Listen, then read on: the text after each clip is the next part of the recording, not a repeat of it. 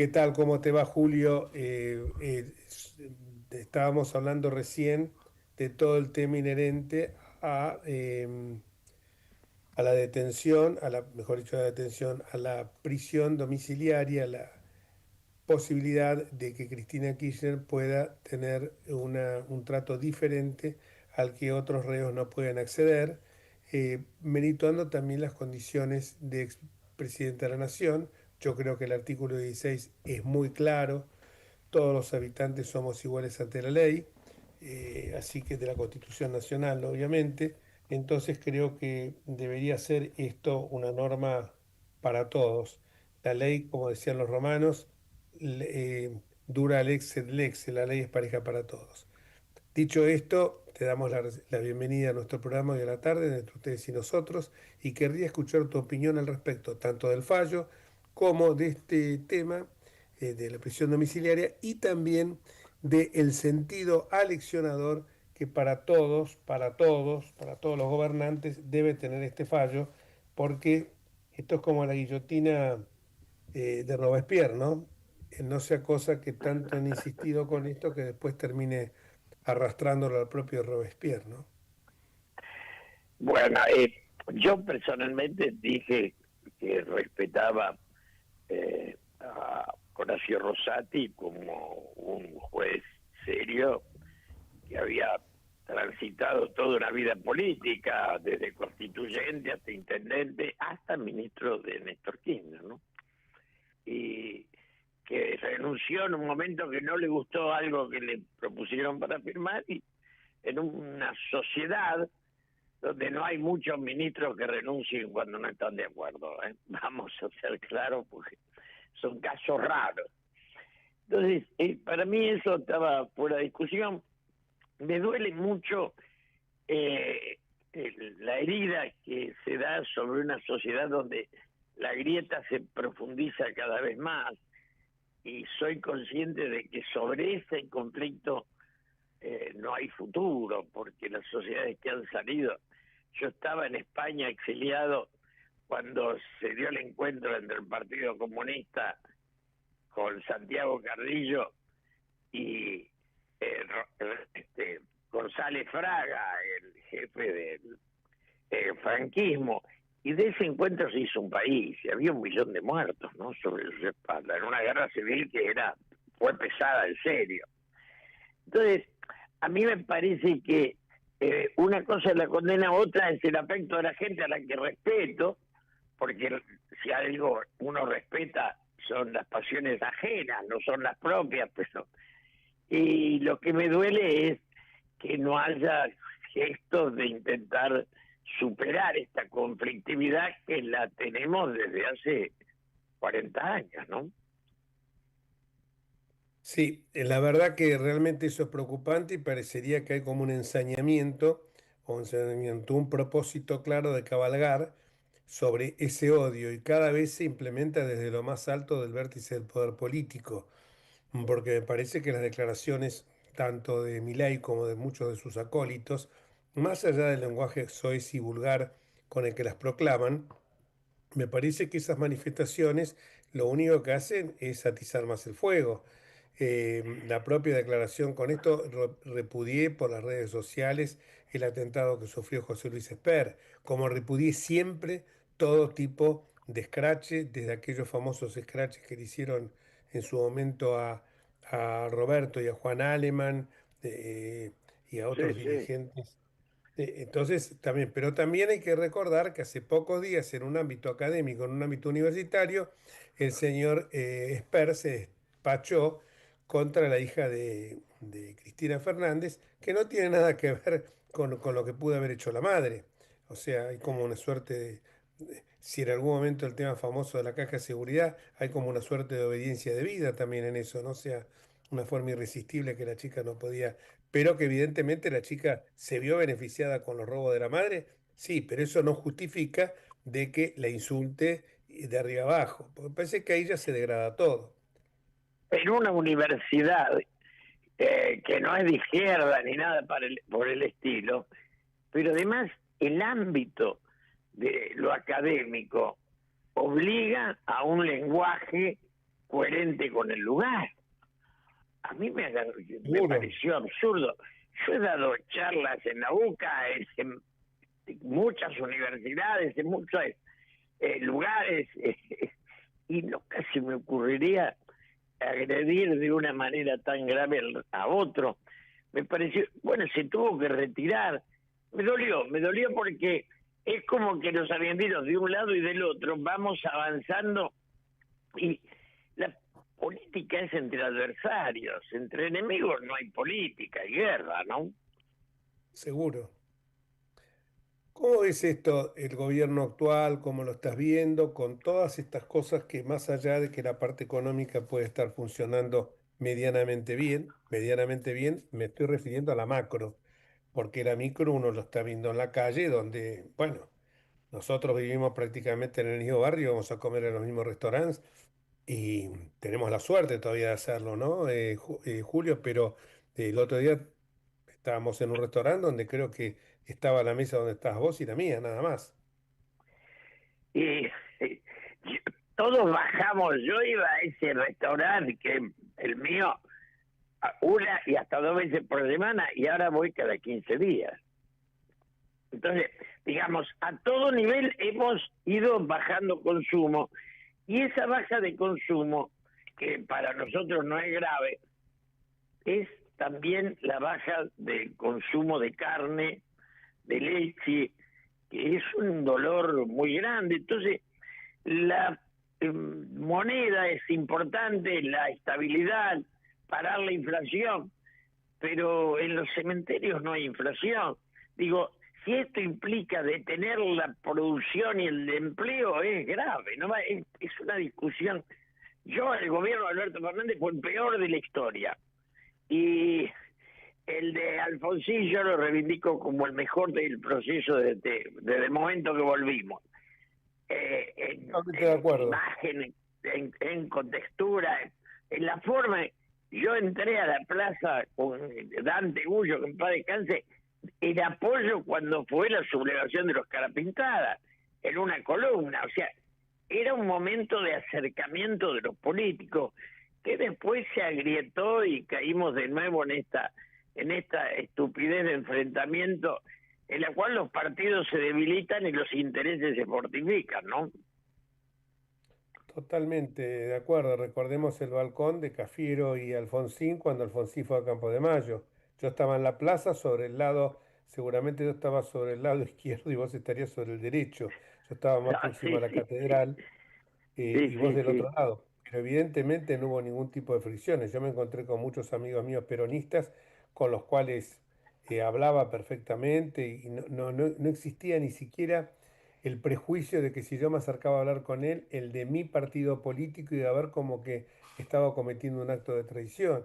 Y hoy esas cosas, ¿qué estabas haciendo hablando con fulano? Te pueden decir. Tenés que, aparte, cuando yo opino en contra de este gobierno, tengo que aclarar previamente que tengo 10 denuncias penales. Una que entré como querellante, que fue la causa de vialidad, que no hice más que aportar un mínimo granito de arena, pero tengo que aclararlo, porque si uno dice, no, no, ya enseguida te etiquetan kirchnerista. Entonces, viste, esto es Sí, sí, serio, ¿eh? sí.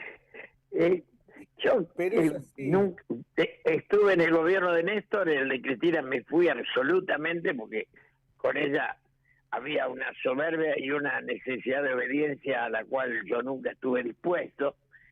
Entonces, bueno, la gente, hay mucha gente que la recuerda, yo hoy veía lo de la plaza, me dolía porque, bueno, en el recuerdo de esa gente eran épocas positivas y en el mío no tanto, pero son distintas miradas. Ahora, no tenemos dirigencia política, no la tiene el Claro. peronismo, ni el radicalismo, ni los conservadores, digamos, estamos en manos de ensayos que no tienen profundidad, de aficionados. Aficionados, pero que tienen un plan, ¿eh? O sea, que es entronizarse. Ellos tienen no un esquema de gobierno, sino un esquema de poder. Y el propósito de ayer a Francos en un reportaje televisivo dijo, bueno, recién empezamos, llevamos un año y medio, tenemos 6 años y medio más. Yo me pregunté a mí mismo, ¿qué dijo este muchacho? Hasta donde yo sé, la Constitución no se reformó. Los periodos son de 4, o sea que ya están hablando de la reelección. Imagínate que si vos estás pensando, no estás gobernando, estás teniendo un esquema de poder. Y cuando vos tenés un esquema de poder, vas a sacrificar muchas cosas, incluso aplastar el dólar, como por ejemplo, y a la Argentina no viene la gente porque el dólar está para el extranjero, es malísimo venir a la Argentina. A diferencia que hemos vuelto a la época de Martínez Dios. Todo eso me preocupa y me preocupa también que eh, voces como la tuya no se escuchan, o porque no se escuchan, sí, se escuchan, me refiero, pero no se escuchan como deberían estar mucho más reproducidas, o sea, tendría que haber más gente. Creo que hasta hay un miedo de decir, vos tuviste una declaración muy fuerte y muy valiente, que yo te daba el pie con esto de Robespierre y la guillotina, no sea cosa que después se le aplique, que dijiste que también el gobierno de Milei puede llegar a tener, de hecho, el caso Libera es un caso de corrupción, o sea, no vengamos Sí, con que sí, es sí, una... sí. Es un pacto de- Mira, es muy difícil porque los periodistas dicen alegremente lo que no está vigente es el espacio del centro. El espacio del centro es el de la cordura. Yo fui diputado cuando Balbín lo despedía a su viejo adversario. Y era un país que se había encontrado a sí mismo.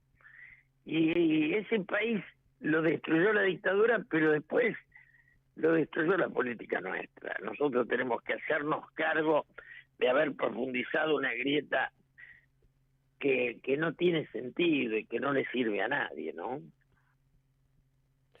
Y de todos lados. Lo que pasa es que también a uno le choca cuando, por ejemplo, todos estos muchachos que están muchos de ellos en el gobierno, vos le conocés el pedrier. O sea, a mí que no vengan a hablar de casta, porque yo con el aprecio que le tengo a Francos, que lo conozco desde el año 73, mirá desde cuándo, debe ser más o menos la niña porque lo conoces vos, más casta que Franco no se consigue. Eh, entonces, Son los que es se un... agacharon en todos los gobiernos. Yo, cuando Cristina eligió a Scioli, me fui a trabajar con Macri. Y Me dije consta. claramente, claramente, prefiero a un adversario que promete, después no lo cumplió, pero antes que alguien que use mi causa sin siquiera saber de qué se trata, porque peor que Scioli no hay nada. No, aparte es un cara dura, aparte es yo creo que van tete a tete con Alberto Fernández, ¿no? Gerentes al servicio que mejor le Che, paguen. Alberto, yo cuando vi que a Cristina le elegía a Alberto y fuimos a cenar, me invitó a cenar, y yo salimos de ahí con un periodista importante, lo más importante, habíamos ido juntos, éramos cuatro, y dijimos, la choca, fue el peor gobierno de la historia. Sí, sí, sí, sí, sí, sí, sí. Es lamentable decirlo, pero fue así. Como también uno en el fondo ve que esto de Cristina ahora uno por un lado se alegra, ¿no? Pero por el otro lado te invade una tristeza muy grande de pensar que es una expresidenta dos veces y qué imagen estamos dando en el mundo, ¿no? Un No, es vicepresidente. tristísimo eso. Y lo peor es que algunos festeje o destape, descorche champán. Yo digo, no tiene, es doloroso. Uno puede estar de acuerdo o en desacuerdo. Lo que no puede es festejar. Totalmente, totalmente coincido contigo. Yo me acuerdo cuando fue la destitución de Ibarra, que yo fui el fiscal del juicio político, me enojé mucho con un diputado que a 2 cuadras de ahí estaba festejando con champán. Un diputado que estaba en la comisión juzgadora, y me enojé mucho porque yo hasta en el alegato dije, más de uno me dijo de boca para afuera porque por dentro te debes estar festejando el fallo. No, entendí, no lo festejaba, me ponía contento simplemente el hecho que los padres de esos chicos que habían muerto masacrados en Cromañón por culpa de la Sí, sí, corrupción, sí. veían como una suerte de resarcimiento que después no lo encontraban en sede judicial. Pero yo quería volver sobre eso que vos dijiste, vos hoy lo dijiste muy claro en una nota, eh, de- donde lo mismo que estoy diciendo ahora yo, de que es triste que eh, una presidenta haya terminado presa, eh, y, y vaticinás un destino semejante al de Cristina para Milei. A mí Milei me parece que es un empleado de algunos grandes empresarios. No tiene originalidad. Conozco algunos de sus gestores. Me parece que una cosa es la libertad y otra es la codicia. La política tiene que ser ocupada por aquellos que piensan en lo colectivo y eso no está presente. Entonces cuando te dice José Luis Esper que el proteger es cazar en un zoológico y vos ves lo que está haciendo Trump, o Trump está loco o Esper está loco. Yo creo que el que está loco es Esper, ¿no? Digamos, el proteccionismo existe en la humanidad. Seguro, seguro, de eso no hay ninguna duda. Además, uno tiene que tener una visión un poco más empática con sectores que están tan postergados, jubilados, con los chicos con discapacidad. Sí, Que sí, la sí, con vocación. el Garrahan. Lo del Garrahan es atroz. Y con el Garrahan todavía que yo escuche algunas voces, y no justamente del liberalismo, del libertarismo, no del liberalismo, del libertarismo, que te dicen, bueno, pero el Estado no tiene por qué pagar la capacitación, pero están dando un servicio al Estado. Hay- Se ha llegado a un nivel de analfabetismo social brutal, ¿no? Porque hay individuos que dicen cosas como si no tuvieran conciencia de que están diciendo una burrada y definiendo su mediocridad. Exactamente. La verdad que siempre un gusto escucharte y con la lucidez de toda la vida servís al pueblo. Digo, cuando seguís, cuando continuás expresando estas voces de libertad, de sentido común, de raciocinio, de buscar, como decía Francisco, ¿no? De construir puentes y no levantar muros. Así que te agradezco enormemente y que sigas Bueno, con la misma vocación de siempre. Que Dios gracias te a da vos, un muchas. abrazo grande y yo pienso lo mismo de vos, desde ya. Un abrazo grande. Un abrazo gigante. Te agradezco infinitamente. Demasiado grande el elogio me queda. Un abrazo Gracias. grande, sobre todo proviniendo de un capo como vos. Bueno.